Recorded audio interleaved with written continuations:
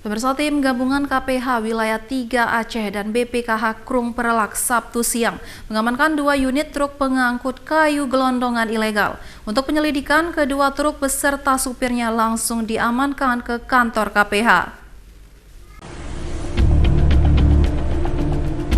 Penangkapan 2 unit truk coal diesel pengangkut kayu gelondongan ilegal ini sendiri bermula dari adanya kecurigaan petugas saat melakukan patroli di kawasan Jalan Paya Bili 2, Kecamatan Birembayem, Kabupaten Aceh Timur. Berawal dari kecurigaan tersebut, petugas pun langsung menghentikan laju kedua truk dan melakukan pemeriksaan. Dari pemeriksaan yang dilakukan, petugas mendapati muatan truk yang dipenuhi kayu gelondongan berjenis damar tidak dilengkapi dokumen resmi. Sementara itu, 2 unit truk yang membawa 16 batang kayu damar bernilai puluhan juta rupiah ini diketahui berasal dari hasil pembalakan liar di wilayah Kabupaten Aceh Timur dan akan dikirim ke wilayah Kota Medan, Sumatera Utara.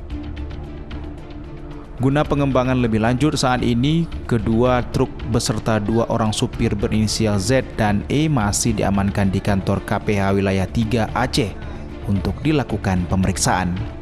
Kasih Pembinaan Teknis dan Perlindungan Hutan Wilayah 3 Aceh, Aang Kunaifi mengatakan jika saat ini kedua sopir truk masih dilakukan pemeriksaan.